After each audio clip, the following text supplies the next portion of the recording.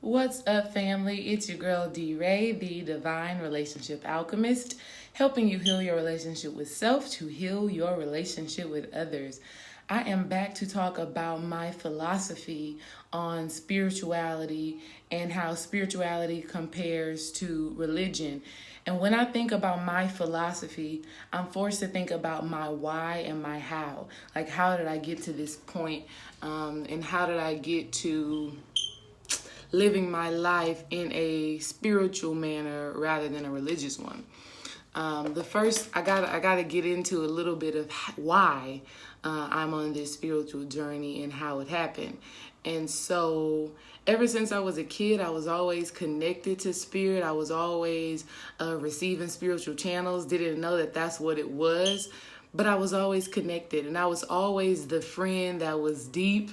I was always the friend who people were like, we ain't trying to talk about that right now. You making us feel uncomfortable or maybe even a little scared. I was always that friend. And, but I was still heavy in the church, sang in the church choir, went to church every Sunday. I was a church going girl. But my spiritual relationship with myself started after I graduated from college. I was a depressive post-grad and my matrix had just shattered, okay?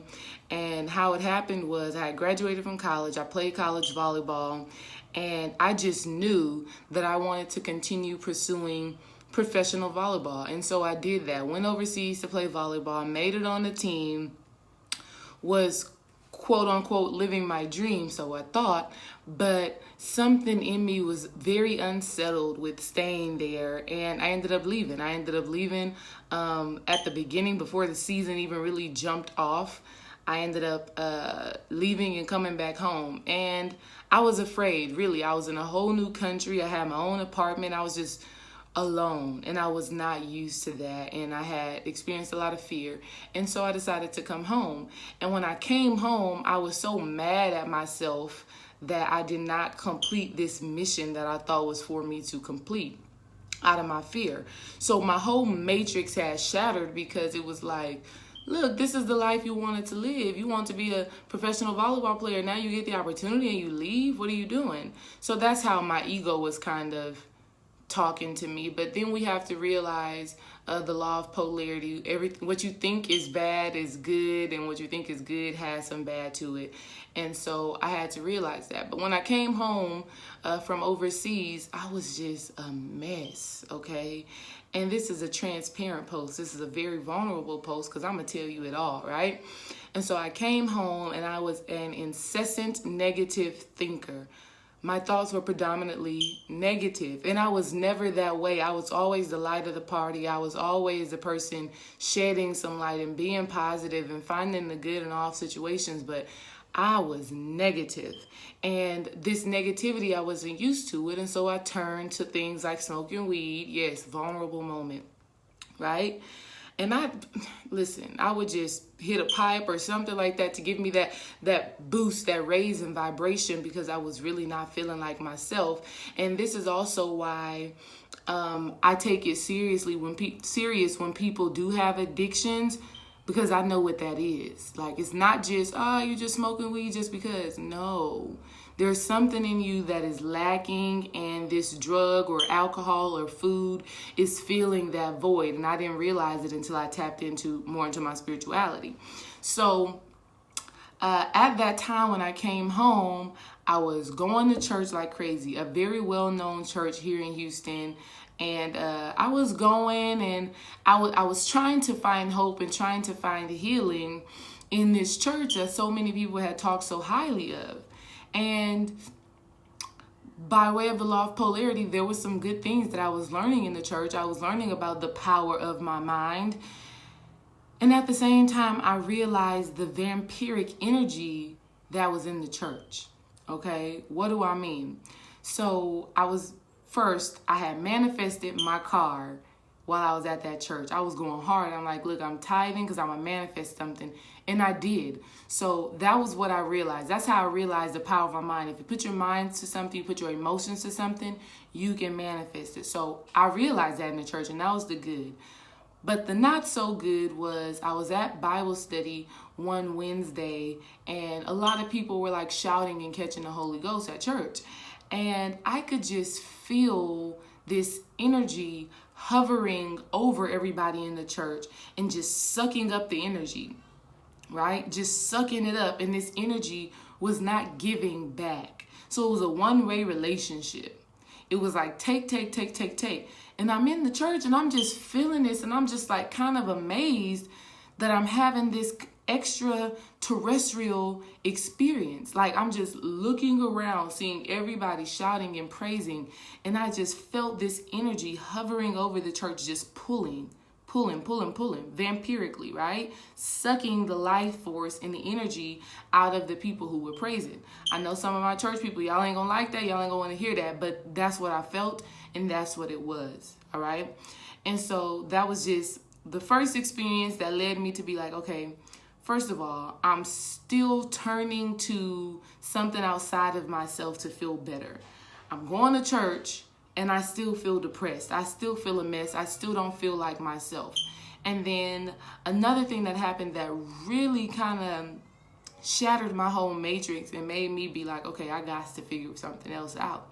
It was a Christmas Eve, and I love my mom, and she has actually grown so much from that point till now, just like I have. But it was Christmas Eve, and we were having a talk on religion, and we're talking about God.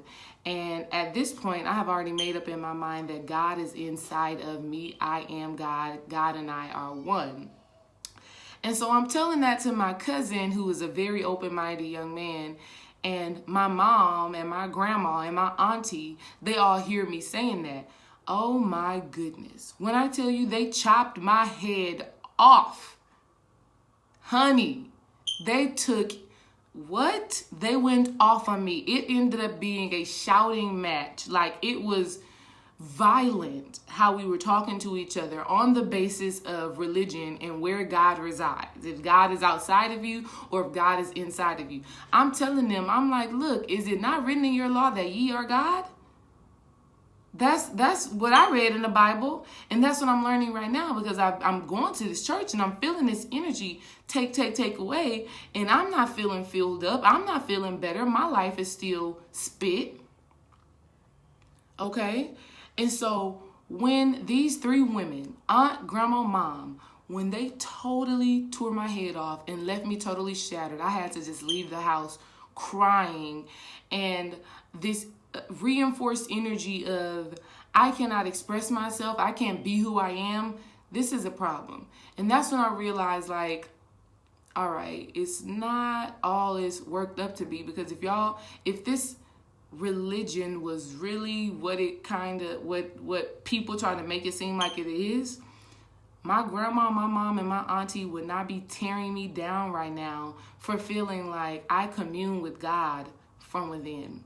And so those experiences and just being really down, very depressive, I had to find answers. I'm like, look, I'm not getting answers from abusing marijuana, food, partying. I'm not getting answers from that. I did not get answers from church. I did not get answers from anybody around me.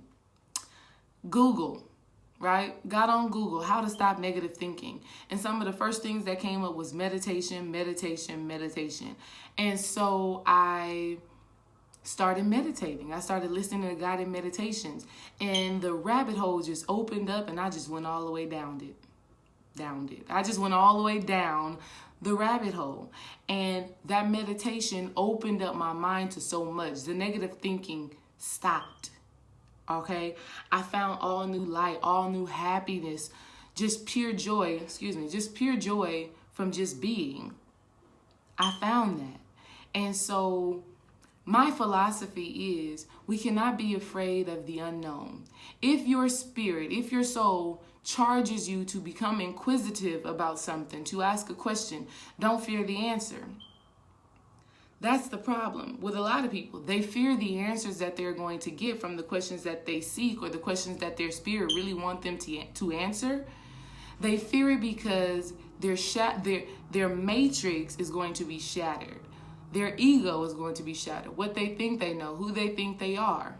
All right, all of that is going to be shattered and redirected, and they don't know that that shattering is just for them to be rebuilt up in their highest, their greatest power, right, in their greatest existence. And in our reality and spirituality, that happens over and over and over again. We die plenty of identity and ego deaths so that we can be reborn, rebirthed like a phoenix and become anew over and over and over again until we make it and we reach our greatest greatness. So my philosophy is stay connected with yourself. Your inner self, God, your divine being, your higher self is always sending you messages and information as to what you are to be doing next, right? And in that relationship, you cannot fear the messages that your spirit is giving you, all right? And when we release that fear of having to do something different, when we release the fear of being uncomfortable, right? We awaken ourselves to a whole new existence, a whole new horizon, a whole new vibration. And so I got to teach that to my clients. I have to teach you how to release the fear of newness, release the information that your intuition, your soul is giving you, and be accepting, be inquisitive, be curious, right? I love you all. Peace.